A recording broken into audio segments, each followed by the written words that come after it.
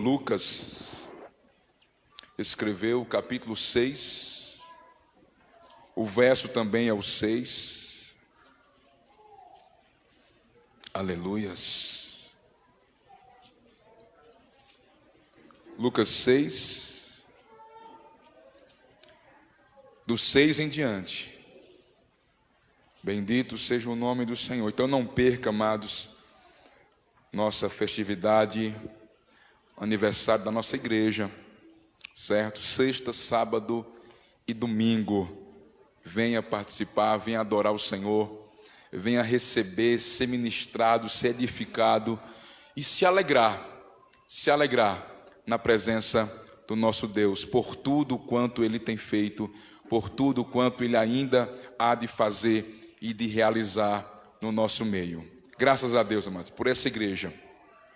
Eu louvo a Deus por essa igreja que o Senhor nos confiou para pastorear, nos chamou para essa obra, nos confiou você para ser nossas ovelhas, para cuidarmos, porque um dia iremos prestar contas, certo? A responsabilidade é grande, mas eu louvo a Deus porque não temos grandes trabalhos, não é? Grandes dificuldades de pastorear vocês. Graças a Deus, não é? Nós temos tido uma comunhão, temos nos ajudado um ao outro, porque precisamos uns dos outros, amados. Ninguém é independente e ninguém faz nada só, certo? Se hoje estamos aqui, se edificamos essa igreja, temos projeto para fazer uma igreja maior, para 1000 lugares aqui, isso tudo precisamos um dos outros. Eu, como pastor, não posso fazer só, não é? Nenhum culto nós podemos fazer sozinho, não é? Precisamos de pessoas, precisamos de ajuda, pessoal do louvor, pessoal que sempre está ajudando, não é? Então, nós precisamos um dos outros, e que tenhamos isso em mente, que ninguém é independente, que estamos aqui para fazer a obra de Deus, e a obra não é minha, nem sua, nem do pastor Marcos, é de Deus, certo? E eu louvo a Deus por essa igreja, pelas mulheres, pelos homens, pelos jovens, pelos obreiros, por cada um que nesses 11 anos passaram por aqui, estão aqui conosco e têm nos ajudado a ganhar almas para Jesus, a fazer a obra do Senhor, a edificar o reino de Deus nesta cidade. Os nossos desafios são grandes. Deus nos confiou a construção desse templo. Deus poderia ter chamado qualquer outro pastor, qualquer outra igreja, para edificar um templo como esse. Mas Deus nos escolheu. Ele escolheu pessoas que não são capacitadas para fazer essa obra, que não temos recurso, mas Ele nos escolheu. Então, como o Senhor falou para o rei Josafá, coisas boas foram achadas em ti, por isso você abandonou os ídolos da terra e se pôs a buscar o Senhor. Então Deus, Ele viu as qualidades, não é? E nós temos que olhar mais para a qualidade das pessoas que para os defeitos, porque defeito aqui todo mundo tem, ninguém aqui é perfeito. Se formos conviver juntos, vamos ter duas descobertas: eu tenho defeitos que você não tem, você tem defeitos que eu não tenho, como também você tem qualidades que eu não tenho e eu tenho qualidades que você não tem. Então, juntos nós somos fortes, juntos nós conseguimos fazer essa obra, juntos edificaremos esse templo, juntos, amados, com a graça e com a misericórdia do Senhor. E tem que haver unidade. O diabo, ele quer nos dividir, viu, irmãos? O diabo quer nos dividir, certo? Para que não possamos falar a mesma língua. Foi isso que Deus fez na Torre de Babel. A Torre de Babel ia ser erguida e Deus desceu para ver o que era aquilo. E eles queriam subir aos céus, né? Eles queriam ser igual a Deus, queriam ser deuses. E Deus disse: olha, o povo é um só, e tudo que eles quiserem fazer, vão fazer, vamos confundir. Aí Deus deu os idiomas. Aí eles não se entenderam. Um falava uma língua, um falava outra língua, um falava uma coisa, o outro não entendia. Então eles não conseguiram edificar, e a torre parou. Então o diabo também faz isso. porque um reino dividido não subsiste. Então temos que buscar unidade.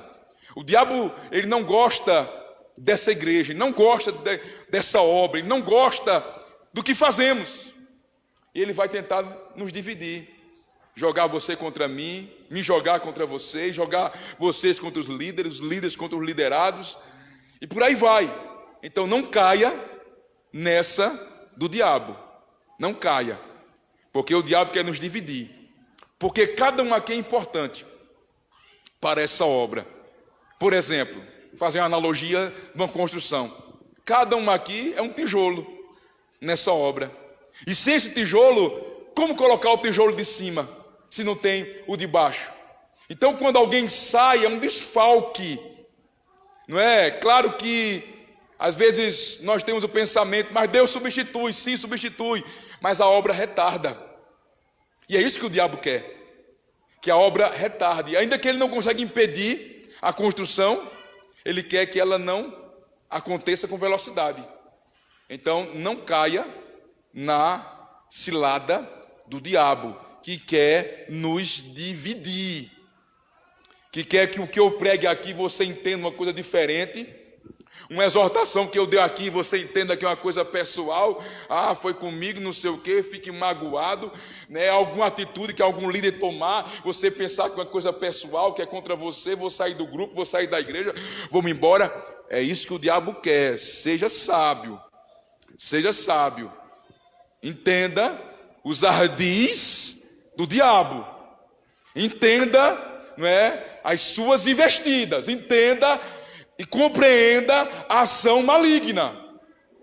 Então são 11 anos edificando essa casa espiritual, porque mais do que essa casa física aqui, nesses 11 anos edificamos uma casa espiritual, que vale muito mais do que a casa física. Amém, amados? Vale muito mais. Nós poderíamos estar debaixo de uma árvore, mas nós teríamos uma casa espiritual. Amém, amados? E é isso que estamos edificando. Vidas e famílias sendo alcançadas, tocadas, curadas, edificadas, renovadas, restauradas. E essa obra não acaba em nós. Deus tem uma obra maior. Amém, irmãos? Por isso Ele nos chamou para edificar essa igreja aqui. E eu lembro que antes de começarmos a construção, o Senhor falou que estava nos levantando para combater os principados deste bairro. Bairro esse que é conhecido pela idolatria, aqui de Frecheira, aqui do santuário.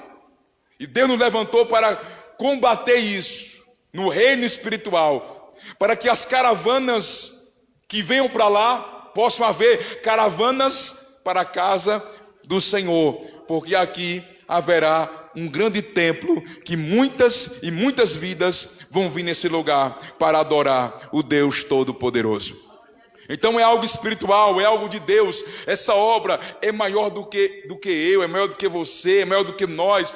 Essa obra, ela vai ficar, vai perdurar para as gerações. Quantas vidas vão ser abençoadas, transformadas, curadas, libertas. Então vamos nos alinhar, nos juntar para continuarmos essa construção.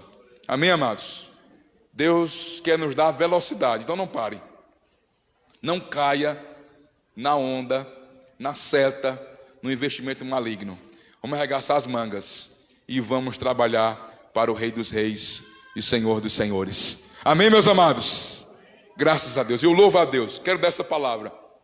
Pode ser que eu não tenha a oportunidade de falar durante a festa, não é? Só teremos culto sexta, mas eu louvo a Deus por cada vida, cada membro, cada congregado, cada líder, cada um que faz parte dessa família, dessa igreja. Eu louvo a Deus pela vida de vocês, certo? Vocês são especiais, vocês moram nos nossos corações e nos nossos joelhos também e nas nossas preocupações, não é? Nós velamos dia e noite pela vida de vocês, orando, nos preocupando quando um falta, quando um esfria, quando um se entristece, quando acontece alguma coisa, nós estamos ali preocupados, orando, aconselhando, intercedendo, buscando ao Senhor pela vida de vocês, e que assim continue, porque vocês são bênção nas nossas vidas. Louvado seja o nome do Senhor. Nós somos a igreja do Senhor, cada um é importante, porque nós somos um corpo.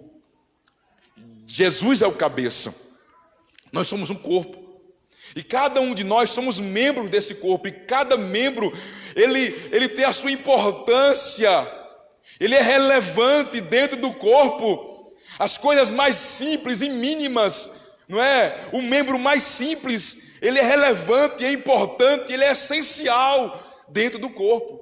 Você é essencial nessa igreja, amém, amados? Você pode até pensar, mas eu não faço nada, eu não sei cantar, eu não danço, eu não sou do coral.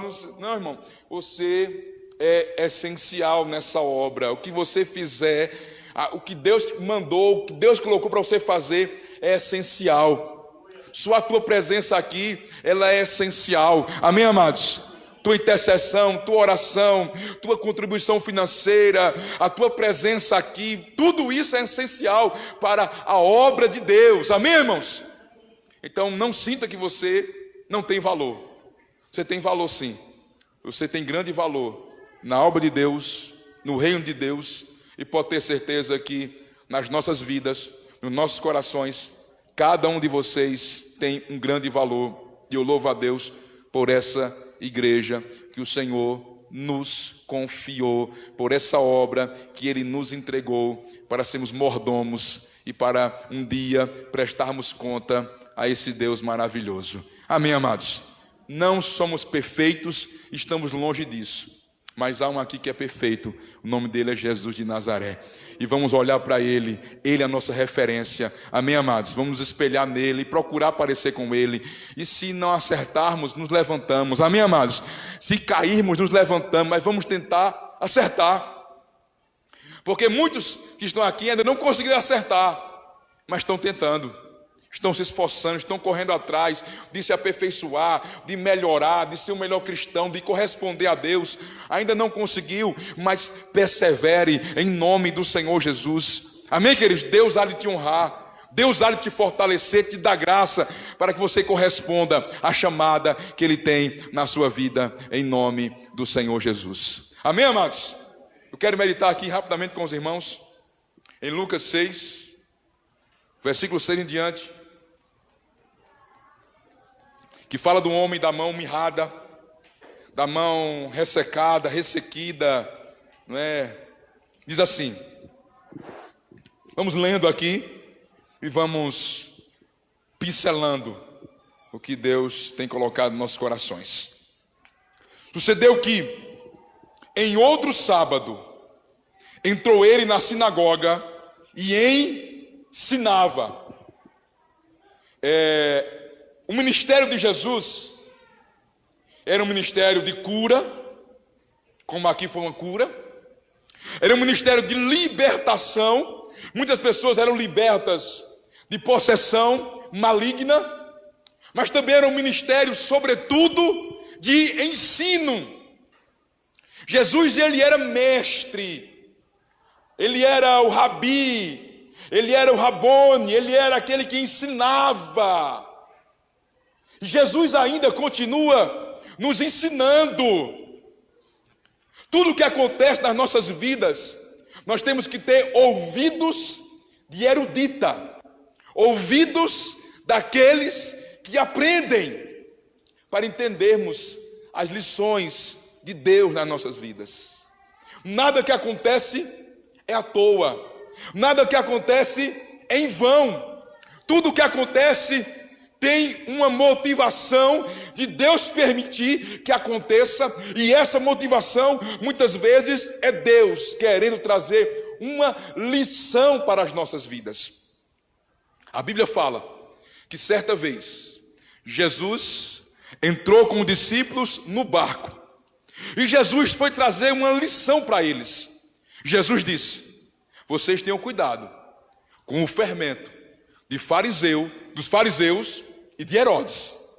E eles disseram: Jesus está dizendo isso porque não temos pão, só trouxemos um pão, por isso ele está falando de fermento. Aí Jesus diz: vocês ainda não compreenderam? Não entenderam ainda? Tendo olhos não vedes, tendo ouvidos não ouve? Quando eu multipliquei os pães para 5.000 pessoas, sobraram quantos cestos? Quando eu multipliquei para 4.000 pessoas, sobraram quantos cestos? Vocês ainda não entenderam? Jesus queria trazer um ensinamento para eles ter cuidado com o fermento de Herodes, com o fermento dos fariseus. O que é o fermento? É o pecado. Fermento na Bíblia fala do pecado, porque o pecado muitas vezes é algo que fica invisível nas nossas vidas. Porque quando alguém bota o fermento na massa, o fermento ele se junta e não vemos o fermento, mas quando é aquecida a massa, o fermento leveda, incha toda a massa. Assim é o pecado de quê? Dos religiosos, e o pecado daqueles que eram mundanos como Herodes. E eles não compreendiam o ensinamento do Senhor.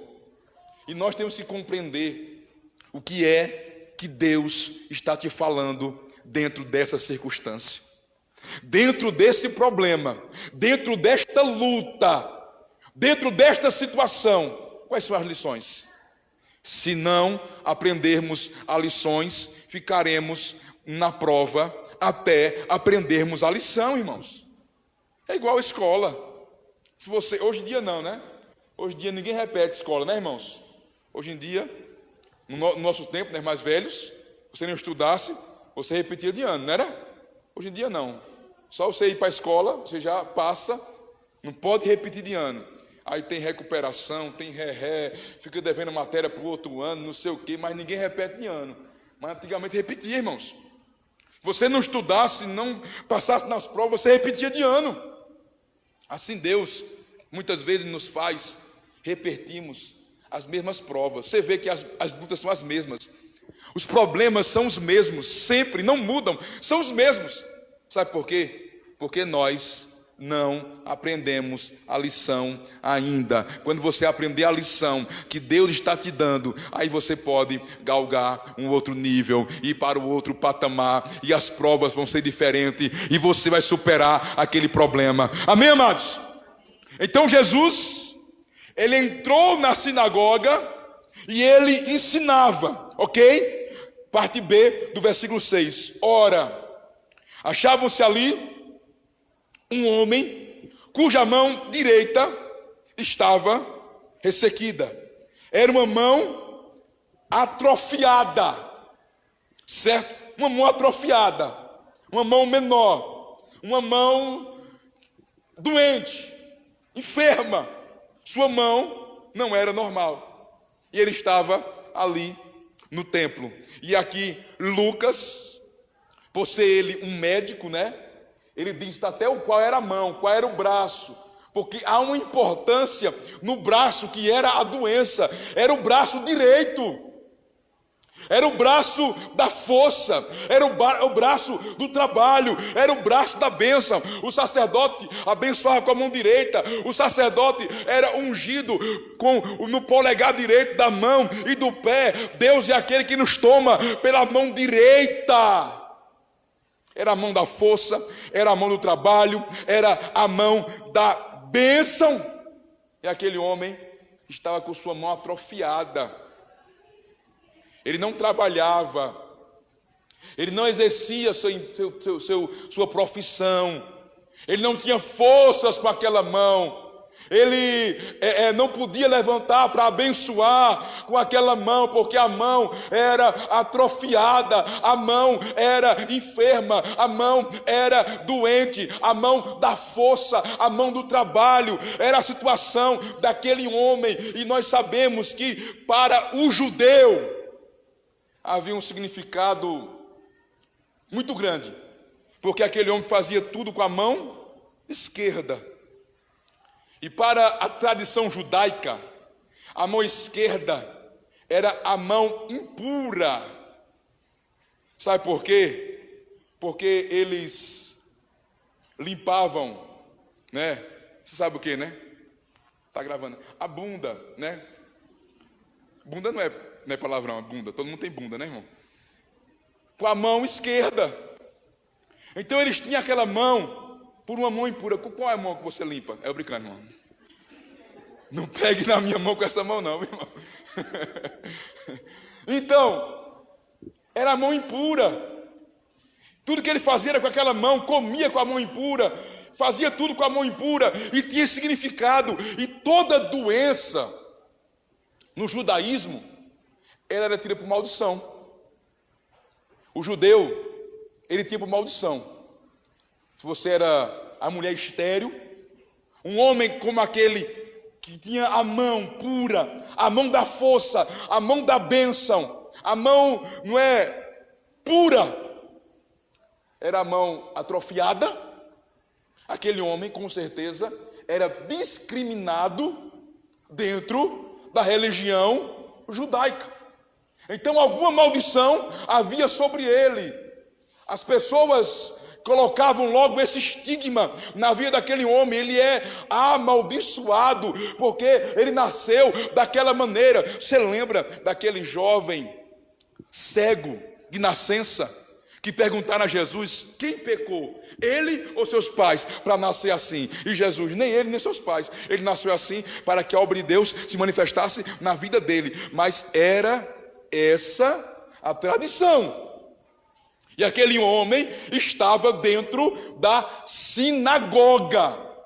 Ele não poderia nem ali estar, porque ele era tido por impuro, ele era tido por amaldiçoado, mas ele estava ali num lugar de oração, de adoração, um lugar onde se ouvia a lei, a Torá. Estava ali aquele homem da mão ressecada, ele estava no lugar certo, na hora certa, junto da pessoa certa, que é Jesus. Amém, irmão? Eu quero dizer a você, você está no lugar certo, na hora certa, e a pessoa certa está aqui, cujo nome é Jesus de Nazaré. O mesmo Jesus que estava naquela sinagoga, ele está aqui nessa noite.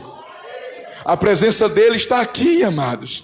Louvado seja o nome do Senhor. Independente de qualquer coisa, irmão, eu vou estar na casa do Senhor, eu vou estar na sua presença, eu vou estar orando, eu vou estar adorando, eu vou estar ouvindo a palavra, eu vou estar sendo ministrado pelo Senhor. Verso 7. Os escribas e fariseus observavam-no, procurando ver se ele faria uma cura no sábado, a fim de acharem alguma coisa de que o acusar. Então ali estavam os fariseus. O que eu acho interessante aqui, na intenção dos fariseus estarem ali, é porque era sábado, certo? Shabat, o dia sagrado do judeu, qual eles não trabalhavam. Nós hoje em dia não precisamos guardar o sábado, porque o sábado não foi observado no Novo Testamento por ninguém, certo? E nós não vivemos pela lei, e sim pela graça. O sábado, ele era uma figura do sábado que haverá. Nosso sábado é Cristo, nosso sábado é a eternidade. A Bíblia diz: ninguém vos julgue por causa de festa de lua nova ou de sábado. Nós sabemos que os adventistas do sétimo dia, eles guardam o sábado. Até aí tudo bem, irmãos. Você pode guardar o sábado, você pode guardar o domingo, você pode guardar a segunda, né? Os presbiterianos, eles guardam o domingo, certo? Tem nada demais. O grande problema é que eles guardam o sábado, e na igreja deles está lá adventista do sétimo dia.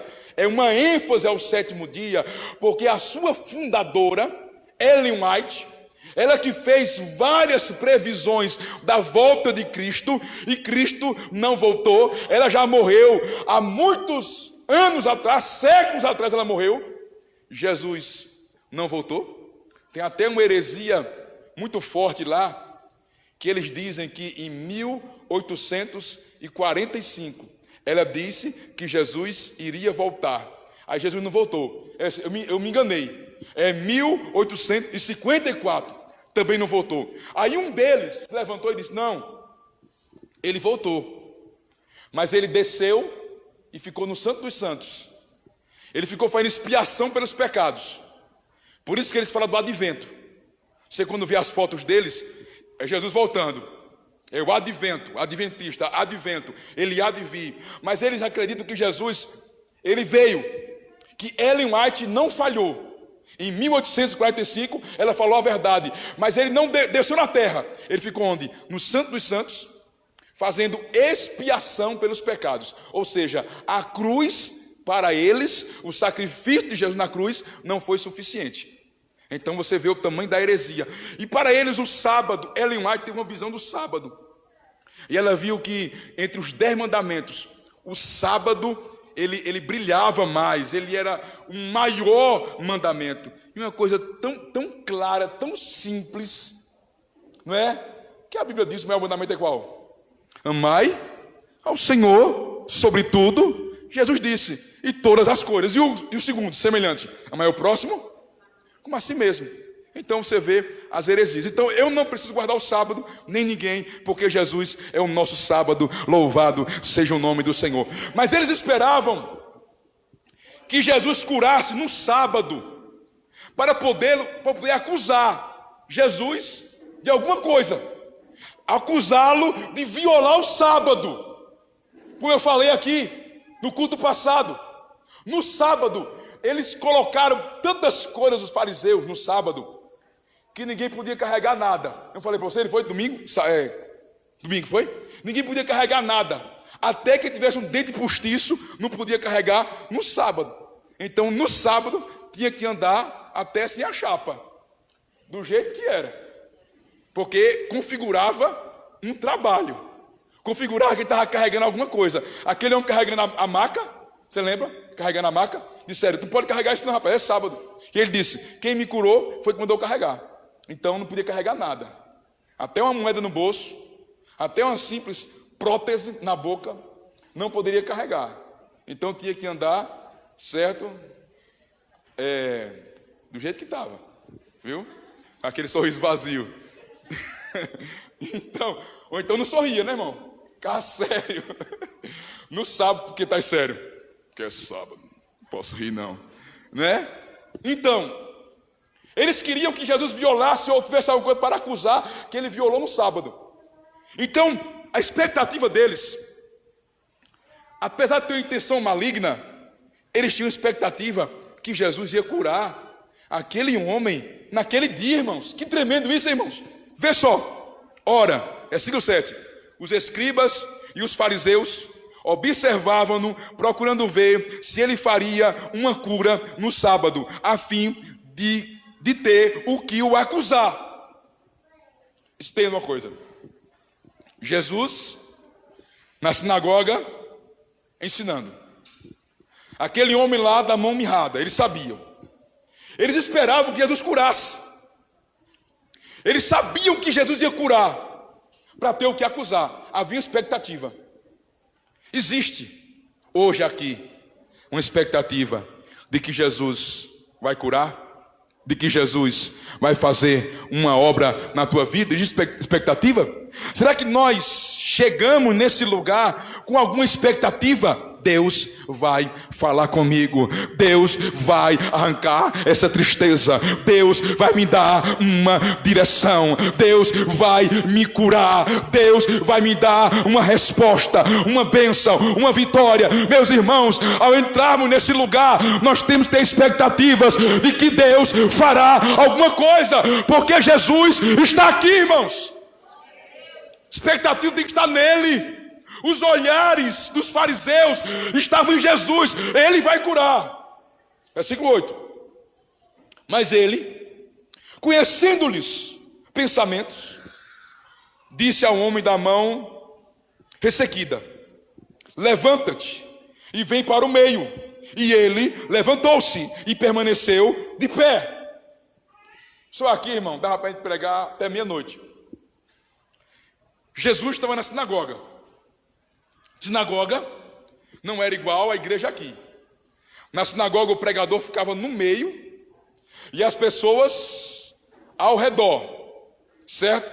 Porque haviam divisões, tá bom? Mulheres em uma parte, homens em outra parte, crianças em outra parte, e assim o pregador, o que estava ensinando, ele ficava no meio, arrodeado pelas pessoas, e Jesus estava no meio, no centro.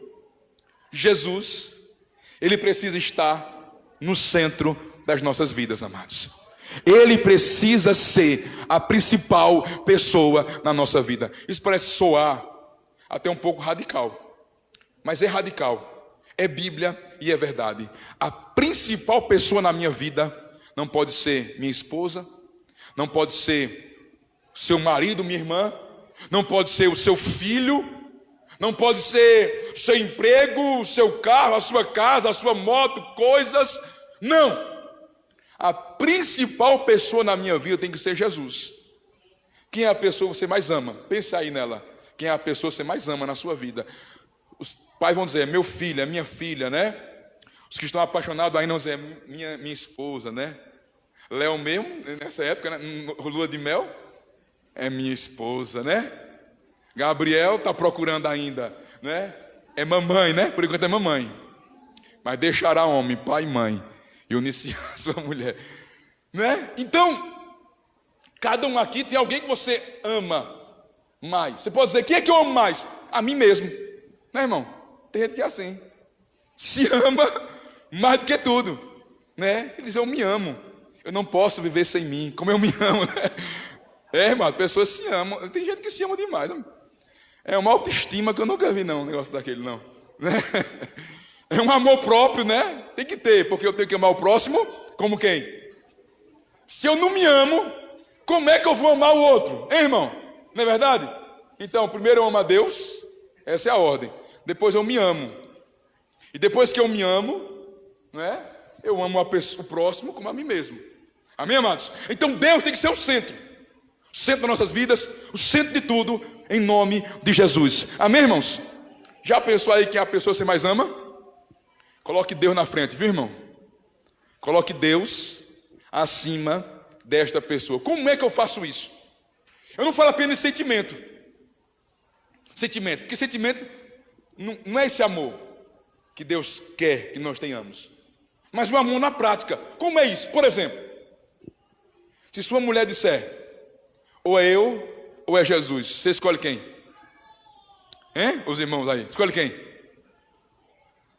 As mulheres aí, se o marido disser, ou eu ou esse Deus, você escolhe quem? Hã? Se seu filho disser, ô mãe, ou a senhora serve a Deus, ou para servir a Deus, esquece que tem filho. Você vai amar mais quem? Você vai escolher quem? O filho ou Deus? Dificilmente nós seremos provados nisso, apesar que alguns são. Alguns são provados nisso, né, irmão? Mas outros não. Mas existem países aí, países muçulmanos, que se você se converter, você é expulso de casa. Você escolhe sua família ou Jesus. Você tem que escolher. Então, irmãos, é isso que tem que fazer. Primeiro eu tenho que agradar a Deus. Por exemplo, você está, às vezes estamos numa sinuca de bico. Ou você agrada a alguém, ou você agrada a Deus. É ou não é? Ou você agrada naquela pessoa, por exemplo. Você, para agradar aquela pessoa, você vai desagradar a Deus. E se você agradar a Deus, vai desagradar aquela pessoa. O que é que você escolhe fazer? Agradar a Deus ou a pessoa? Desagradar aquela pessoa ou desagradar a Deus? É aí que nós sabemos se Deus está ou não em primeiro lugar na nossa vida. Entendeu, irmãos?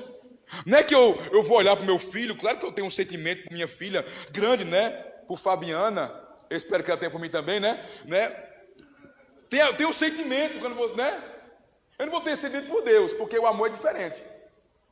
Existe o amor ágape, que é o amor de Deus, o amor elos, né? Que é esse amor que Gabriel espera, que é o amor de homem e mulher, né? Certo? Existe o amor frater, que é o amor de irmãos, tá bom? Mas é diferente, eu não vou ter esse sentimento, né?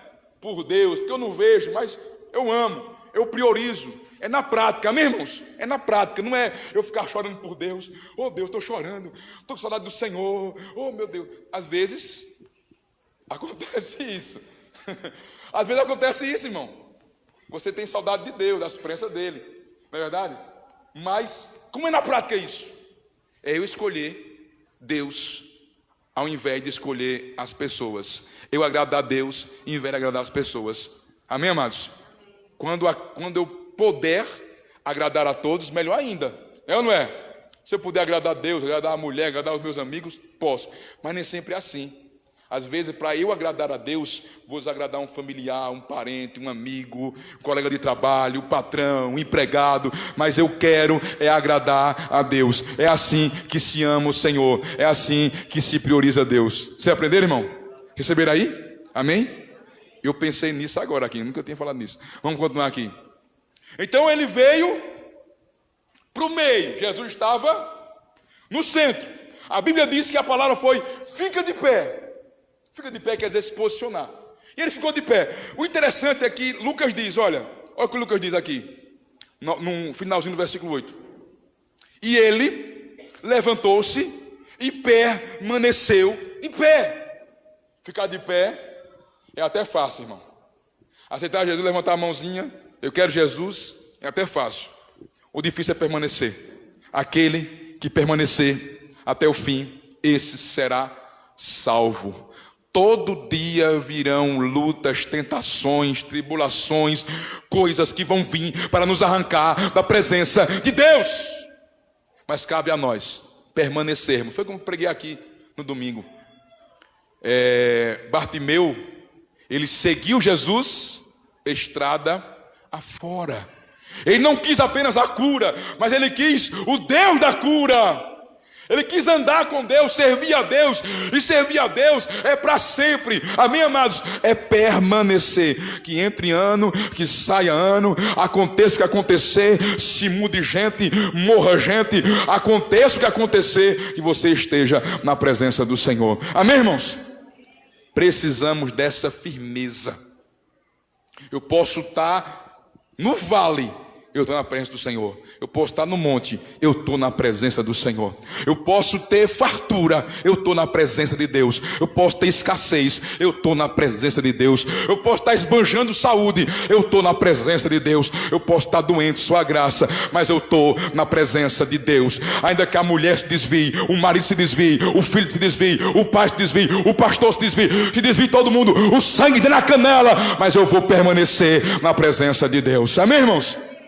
Diga assim, ainda que, não, mais forte, ainda que o sangue dê na canela. Não, tem que dizer com mais ênfase. O sangue dê na canela. Eu vou permanecer na presença do Senhor. Você pode dar glória a Deus por isso? Aleluia! Permaneça, irmãos. Ele permaneceu de pé. E continua o texto. Então Jesus, versículo 9.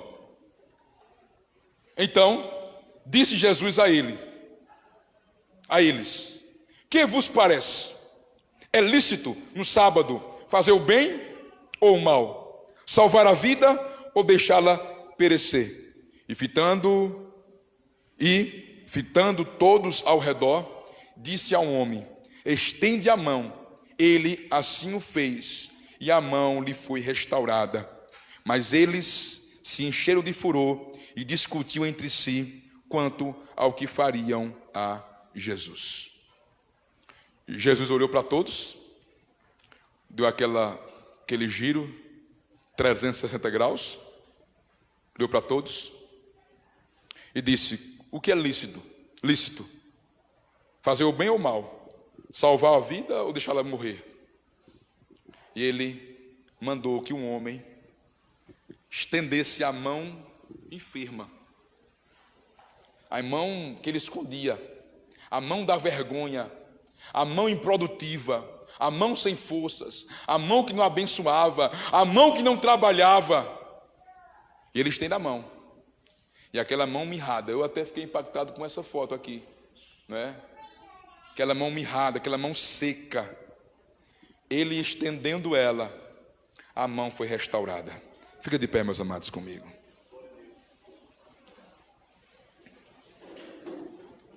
Aleluia. Será que nós temos em nossa vida, em alguma área dela, algo mirrado, algo ressecado, ressequido, sem vida, sem forças, algo que não produz. Hein, irmãos? Pode ser a tua vida sentimental, não anda, não produz, você não consegue arrumar um namoro, um noivado, um casamento. Os que estão num relacionamento, o relacionamento é ruim, vai mal, não vai bem. Ou na vida financeira, tua vida financeira é mirrada, é ressecada, não anda, não frutifica, não produz, não prospera. Teu ministério, será que está mirrado? Não acontece as coisas, pessoas não se convertem, pessoas não são tocadas, pessoas não são abençoadas. Será que na tua vida existe alguma área na tua vida que a tua vida está mirrada, atrofiada, não cresce, não produz, não prospera, não sai do campo, não sai do lugar, está estacionado? Há uma atrofia aí. Eu quero dizer que o mesmo Jesus que estava na sinagoga, Ele está aqui nessa noite. E Ele é poderoso para tirar toda a atrofia da tua vida, toda sequidão. Ele é poderoso para restaurar tua vida emocional, financeira, profissional, ministério, espiritual, a área que for. Você tem coragem de expor? Aquele homem teve que se expor. Aquele homem, o que ele menos queria era estar ali na frente, irmãos. O que ele menos queria era estender a sua mão, mostrar a sua mão. Provavelmente aquela mão vinha escondida debaixo de roupas. Mas ele teve que mostrar, ele teve que estender, ele teve que obedecer à ordem do Senhor. Eu estava meditando hoje nessa mensagem. Você vê que ele dá ordens àquele homem. Fica de pé. Ele ficou. Vem para o meio. Ele foi. Estende a mão. Ele estendeu. São direções de vitória que o Senhor nos dá. Nós já estamos no mês de fevereiro, dia 5 hoje. Será que nós temos colocado em prática o que Deus tem nos falado? Deus pode estar dizendo a você há muito tempo: ora mais, santifica mais, consagra a tua vida, se posiciona, fica de pé diante de mim, muda a tua postura, muda os teus costumes, muda de vida, vem me servir de verdade. Ele pode estar falando com você: se esforça nessa área, faz assim, que aí está o segredo da minha vitória. Mas nós muitas vezes não ouvimos o Senhor, somos rebeldes, desobedientes à voz do Senhor. E Ele está falando conosco: fica de pé, estende a mão, vem para o meio, estende a mão. Ele só obedeceu. Você vê que ele só obedece. Está lá sentado na sinagoga, sentado no chão, aquele povo ali, todo mundo. E ele diz para aquele homem: fica de pé. Ficou, permaneceu de pé. Vem para o meio. Ele foi, estende a mão, estendeu. Ele obedecendo, ele alcançou a vitória. Existe uma direção de vitória para você, irmão. Deus já tem insistido com você faz tempo.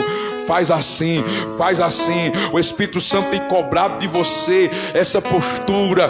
Mas nós muitas vezes somos difíceis de aprender, de botar em prática, de obedecer. Aí está o segredo da tua vitória. Amém, irmãos? Está disposto a obedecer ao Senhor? Aí a tua vida vai começar a frutificar. Amém? Vai começar a crescer. As coisas vão começar a acontecer. O que era atrofiado vai ser restaurado. Eu profetizo isso em nome do Senhor Jesus. Quando você passar a obedecer a voz, a direção do Espírito Santo, o que está atrofiado vai começar a ser restabelecido. Deus vai restaurar. Deus vai restaurar. Eu falo com você que está com a vida atrofiada em alguma área da tua vida. Deus quer restabelecer a tua vida. Deus quer restabelecer a tua vida. Ele te vê no meio da multidão. Ele te conhece. Jesus viu aquele homem Jesus conhecia ele, mandou ele ficar de pé, especificamente ele, fica de pé, e ele ficou. Levantou, veio para o meio.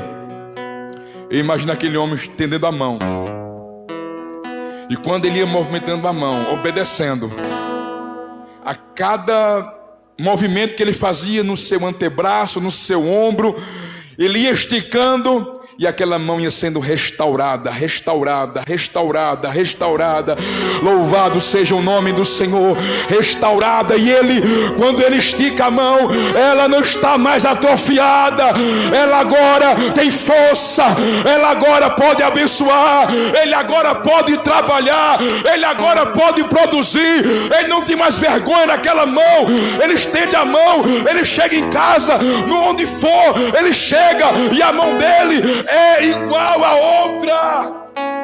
Ele ainda faz milagre, meu irmão. Eu quero declarar, agora escute, vai ter que ter obediência sua.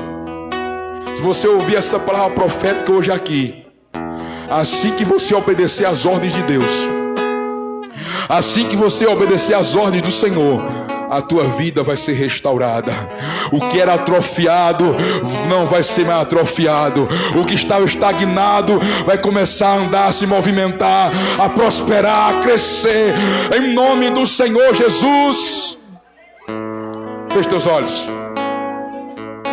O que você tem que fazer? O que o Senhor tem falado com você?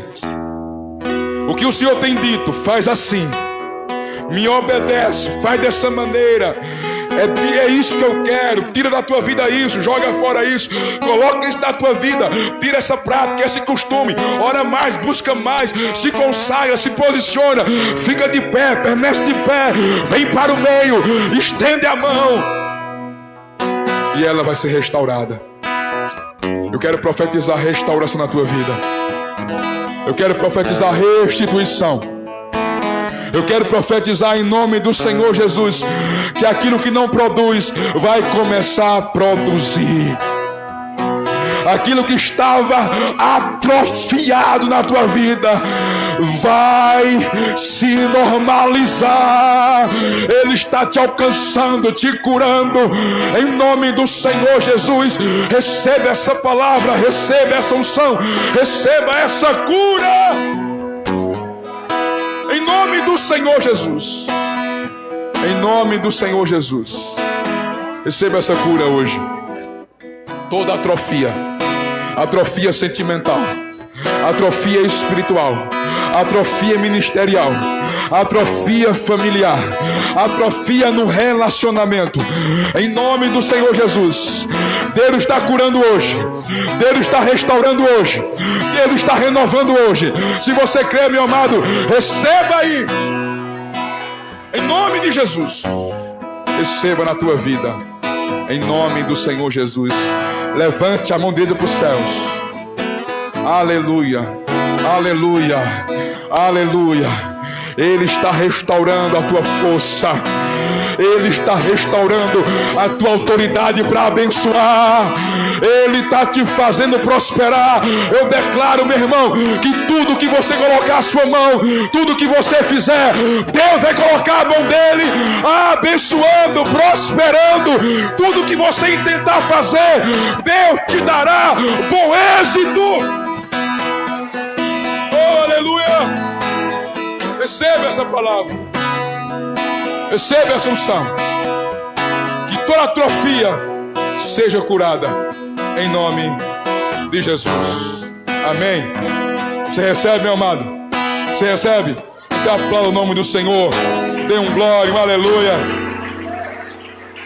Abraça seu irmão que está ao seu lado. Vá na paz, vá na bênção. Quem quiser conversar conosco, oração, estamos aqui. Sexta-feira é o culto. Sexta-feira tem culto, sábado e domingo. Quinta-feira não tem culto, tá bom?